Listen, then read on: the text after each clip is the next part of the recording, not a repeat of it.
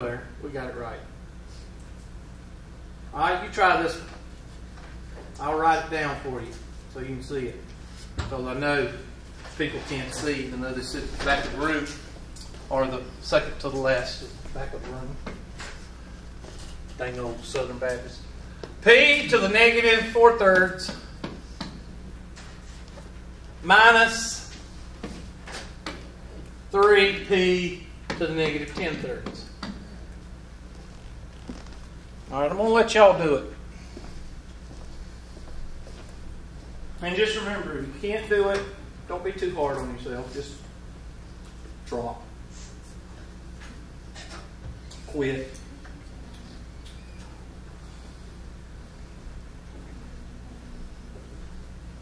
Quit helping each other. All we don't help each other.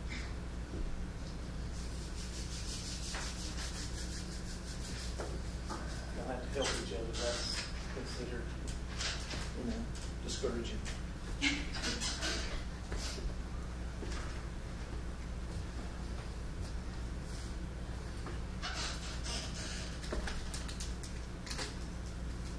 Give up yet? You didn't give up. You got it right. I don't know why y'all keep trying so hard. It's easier to give up.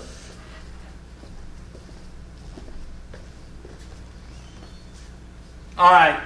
Which one you going to factor out? I don't even worry about the directions. Which one you going to factor out because it's the lowest?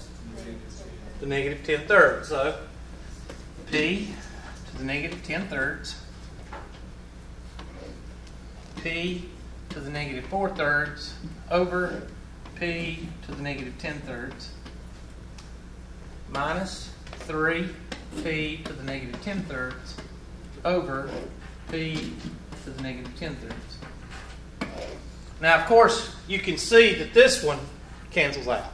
And if you want to go ahead and take your handy-dandy highlighter, don't write half the time, and cancel those out, you can. That's what's supposed to happen when you factor out the smallest exponent. P to the negative 10/3, P to the negative 4/3 minus negative 10/3 minus 3. P to the negative 10/3. P, what's negative 4/3 plus 10/3? 6/3, which is 2 minus 3.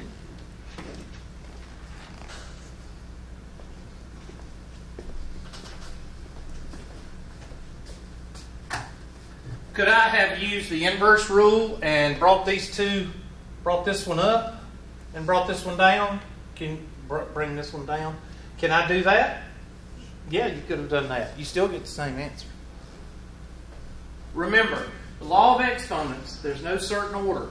If you do them correctly, no matter which order you do, you'll get it correct.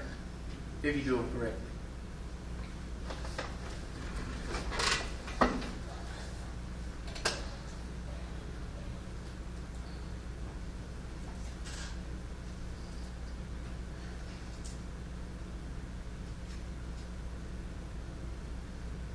Try that one, and then we'll move on to bigger and better things to discourage you. This one says P plus 6 to the negative 8/5 plus P plus 6 to the negative 3/5 plus P plus 6 to the 2/5. Which one's the lowest? Negative 8/5, so you're going to factor it out.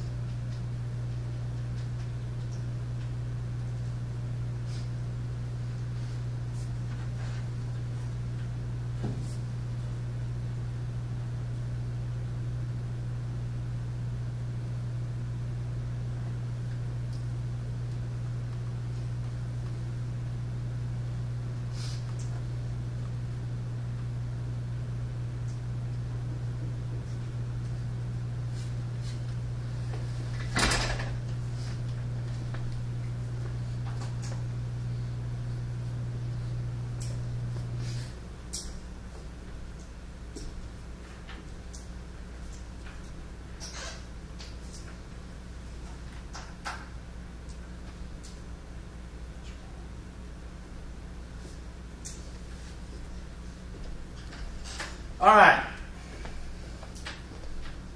So P plus 6 to the negative 8/5 divided by P plus 6 to the negative 8/5 plus P plus 6 to the negative 3/5 divided by P plus 6 to the negative 8/5 plus P plus 6 to the 2/5 divided by P plus 6 to the negative 8/5.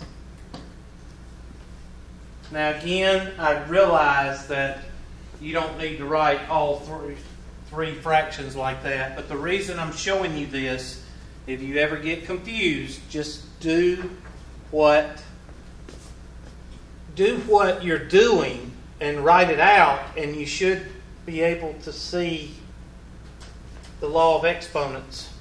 I don't know. I don't know how to put what I'm thinking into words. So just write everything out, and hopefully it'll help you trigger some of your memory on the law of exponents. That's the best way I can explain it. Remember, I teach to the people that don't know, not the people that already know. So if I talk to the people that already know, I'd be skipping all kinds of steps. So we all know that anything over itself is what? 1. So that's 1. Plus P plus 6 to the negative 3/5 minus parentheses negative 8/5 plus P plus 6 to the 2/5 minus parentheses negative 8/5. Now, of course, you could bring this up, and you could bring this down and this up. You could use the inverse rule, but I just use the quotient rule. That way you don't have to use 2 steps. P plus 6 to the negative 8/5 times 1 plus P plus 6 to the, what's negative 3 plus 8? 5 over 5 is 1 plus P plus 6. What's negative 2 plus 8? I'm sorry. What's 2 plus 8? Over 5 is 2. And that's it.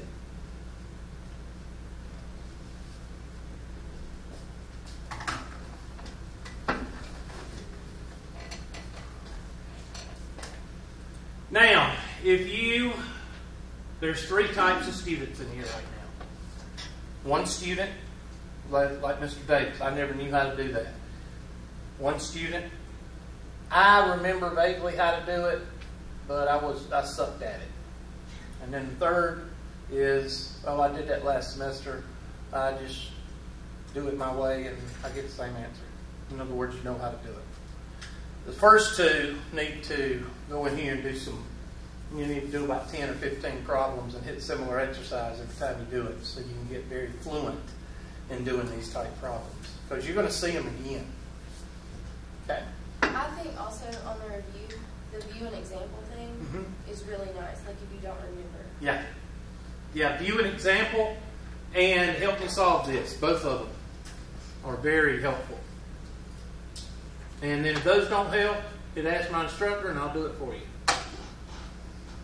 And make fun of you, embarrass you. No. All right. So let's move on. I think y'all will do 1.2 after y'all do the review, right? That's what it says. Yep.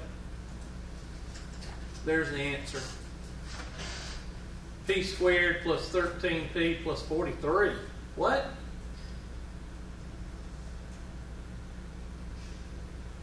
Okay, did I do something wrong?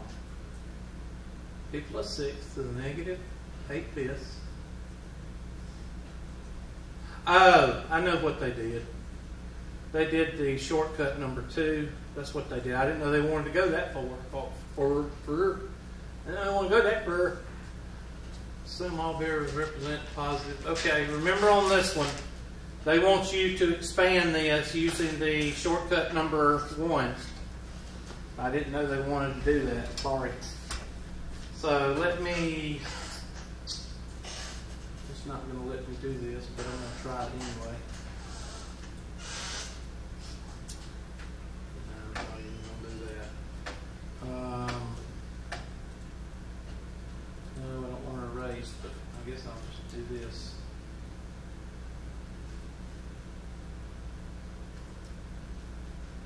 I don't have a BA eraser. All I got is this little bitty eraser, so.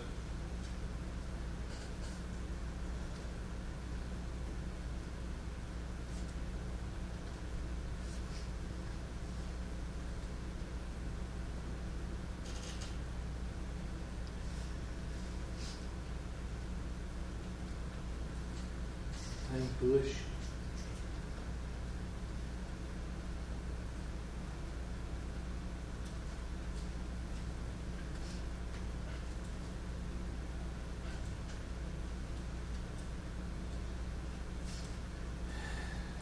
Very easy to move these guys either.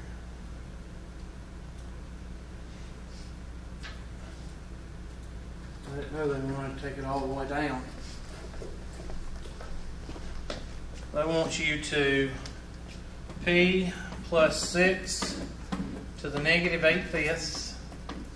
And then they want you to 1 plus P plus 6 plus, this is shortcut number 1, which is A plus B quantity squared is equal to A squared plus 2AB plus B squared. So what is A? P, so that's going to be P squared plus 2 times P times 6 plus 6 squared is 36. And then that's going to give you P plus 6 to the negative 8/5. 1 plus 6 is 7 plus P plus P squared plus 12P plus 36. P plus 6, quantity square, negative 8/5, sorry. And 7 plus 36, I have no idea. 43? Somebody help me out. And P plus 12P is 13P. And P squared goes here, and see if that's what they got. P squared plus 13P. So we had the right answer, we just didn't take it down far enough. So remember on that one, if you get one like that on the test, make sure you take it all the way down. It'd be nice if they said use polynomial squares if needed or something like that to know to take this all down. But I'll be lenient on that one. Okay, hopefully y'all feel good about those.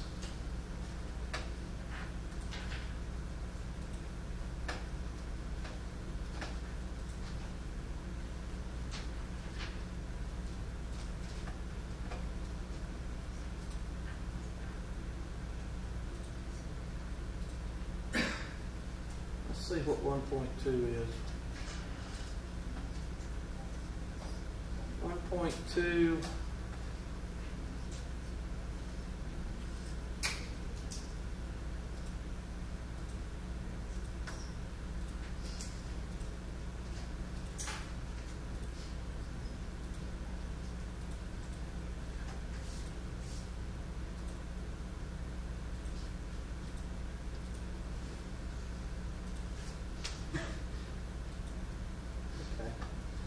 All right. We're going to the whiteboard. We're going to do notes. All right.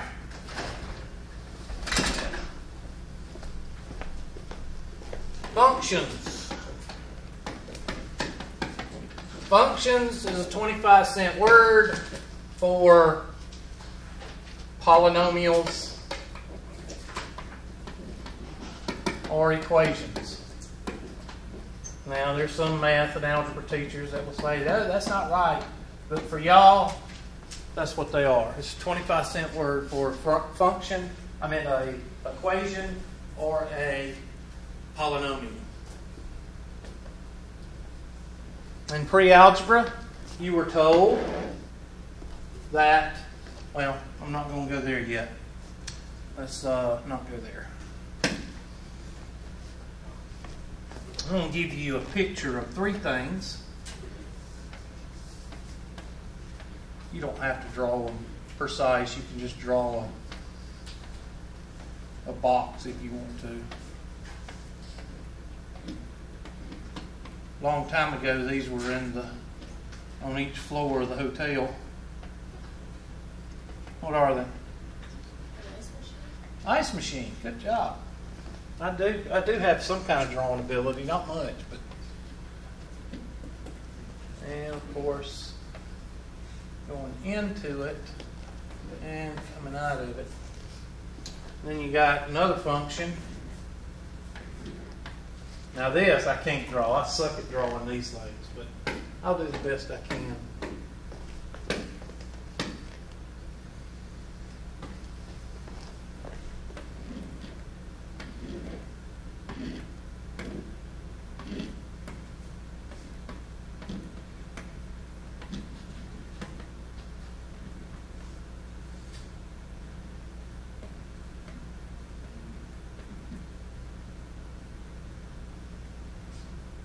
Hopefully y'all know what that is. That's a bicycle, thank you. The last one, I don't even try to draw because there's too many parts. But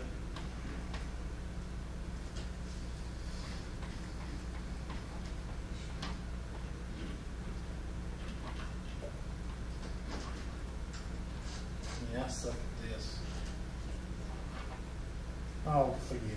I'll just draw a box with a thing out of the back and a thing and a wheel. This is a hay baler. I'll tell you a story that I think is very funny. My dad passed away January of 2014, which was last year, which is about the time y'all start spring semester. Well, anyway, I had two college algebras, and I was teaching two college algebras. I wasn't there the first week because of funeral and all that stuff. And my department head substituted for me and did the college algebras along with my other classes. So I come in the next week and I said, okay, what did y'all talk about? And I wanted to get a feel where everybody was. And they said, we talked about the ice machine and the hay baler and the bicycle with the man with no legs. And I was like, what? I was confused because this is something that I always used. But what had happened was my department head went on my videos and looked at my videos on what I taught, the way I taught, and copied the way I taught Math 110. And I just thought that was weird because, you know, when you're a teacher and you're teaching a certain way, you don't expect another teacher to teach like you do. And it just blew my mind. But anyway, I use these for functions. Now, when I get through with this, hopefully some of you that never understood functions, domain, and range will understand it. All right, so what goes into an ice machine? Huh? Water. And what comes out of it? Ice. Now, let me ask you a question. Let's say that instead of having this hooked up to a water line, let's say I have this hooked up to a, I know y'all don't know what this is, but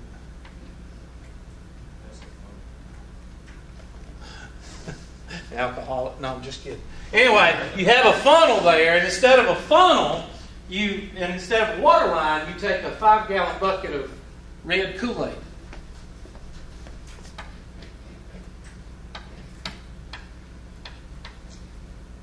I like red Kool-Aid. That's my favorite. It's Like strawberry. And you take red Kool-Aid and you pour it into the funnel. What do you get out of the ice machine? How much?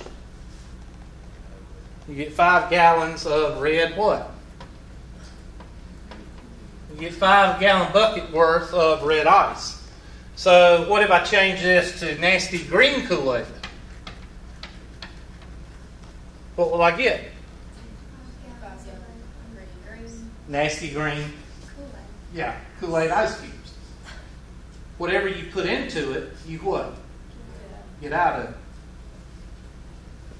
Let's say that you want to get on this bicycle and you get on it. What do you have to do in order for it to move? Pedal. You have to pedal it, right? You have to have leg power. If you get on it with no legs, what's going to happen? You're going to fall down. Now people say I get offended because of that. No, it's true. If you get on a 10-speed bicycle and you don't have legs, you fall down. I don't care if they're artificial legs or real legs or whatever, you fall down. It's just a fact. Unless you got like training wheels on it or something. And what do you get? The more leg power you put in it, the what? The faster you go. So again, what you put into it, you get out of it. Hey Baylor, if you don't have grass, you don't get what? Hay. Whatever the amount of hay you put, the amount of grass that is cut down tells you how many bales of hay you're going to have. So, each one of these things, what would you call the Kool-Aid or the water? What would you call that?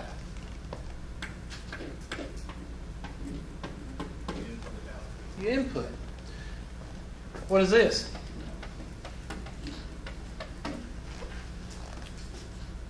Leg power. Transportation. Grass. Hay.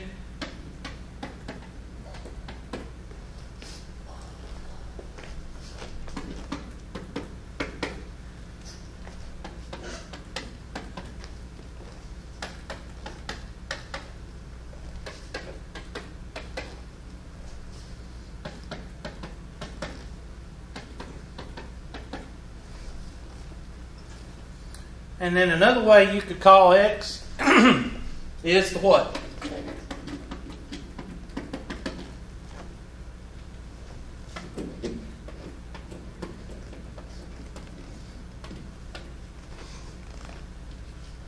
And the same with the others. So what is the determining factor with domain and range? The domain or the range? Why? Exactly. And that's the whole concept of domain and range. The whole concept. Well, what's the function? Well, this guy right here is the function. The bicycle is the function. Why y'all yawning? Nothing hurts my feelings. The hay baler is the function. Okay? Well, what's the function in algebra? Well, just take this thing out. Go away. And put 2x plus 3. And I put for my domain -2, -1, 0, 1, and 2. Can I put in 3 or 4? No, because I've determined that your domain is -2 to +2. And if I put in -2, what do I get? Well, -2 times 2 is -4 plus 3 is what? -1, Hubert. That's right, class. -1 times 2 is -2. -2 plus 3 is 0 plus 3 is 3. 1 times 2 is 2 plus 3 is 5. And 2 times 2 is 4 plus 3 is 7. So what is my domain? Negative 2 to what? Positive 2. What's my range? You see the correlation? Here's the 5 gallons Kool-Aid.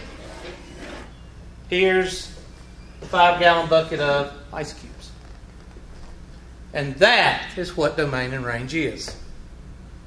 Now, if you have anybody else explain it to you a different way, it's more confusing. But that's what domain and range is. And a function.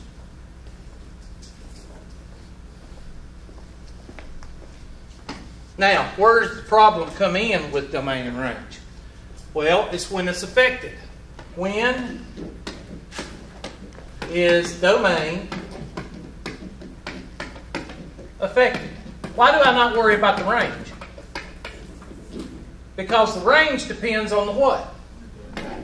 So which one am I worried about as a student? The domain, because the range is like a tail on a kite. What does the tail do on a kite? Follows the kite. So you don't worry about the range. The range is determined by the domain. I don't know where those little brown marks came from. I don't even know how to get brown marks like that.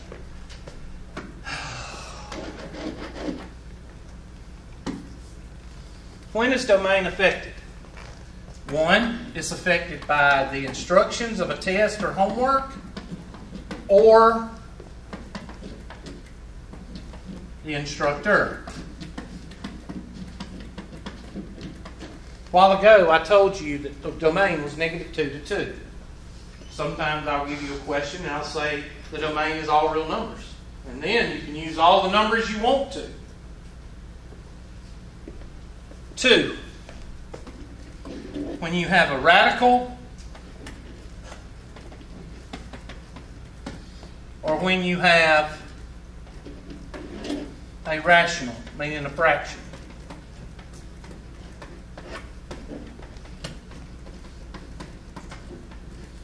Other than that, your domain is going to be all real numbers. What do you mean, Hubert? Well, unless the teachers or the instructions tell you to use a certain amount of numbers, or if you have something like this, f of x is equal to the square root of x minus 2, or f of x is equal to 1 over x plus 2. If it looks like one of these, then the domain is going to be affected. If it doesn't, then it's usually all real numbers unless the instructor or the instructions tell you. What do you mean, Hubert? Well, f of x is equal to x. F of x is equal to x squared. F of x is equal to x cubed. F of x is equal to x to the 4th, and so on. All these guys, unless the instructor or the instructions tell you, the domain and range for the domain for these guys is all real numbers. Why? Because the domain is not affected by a number. The domain is affected by this because you can't have what in the radical? You can't have a negative. The domain is affected here because you can't have what in the denominator? 0. So the domain is affected. Okay? And you'll understand that as we move on and get other problems, you'll understand. Like, for example, let's talk about f of x is equal to square root of x minus 2. And let's talk about f of x is equal to 1 over x plus 2.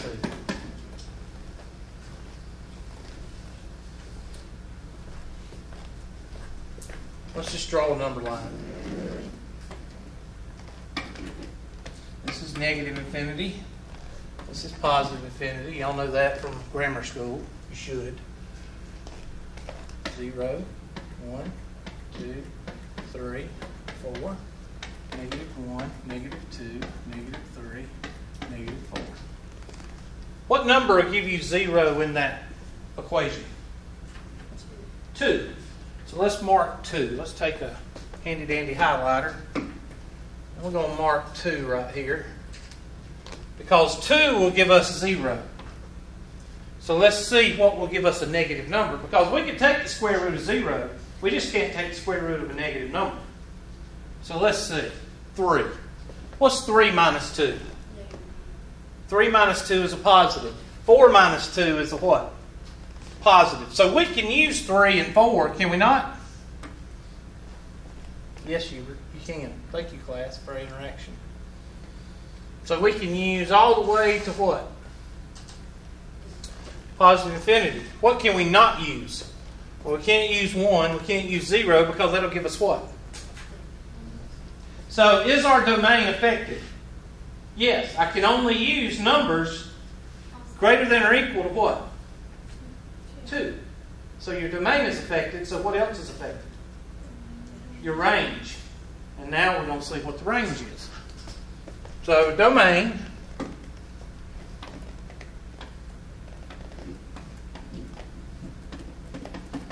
I'm going to write it 2 different ways.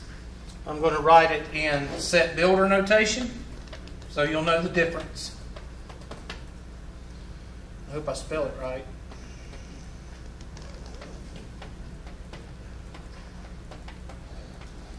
X such that X has to be greater than or equal to 2.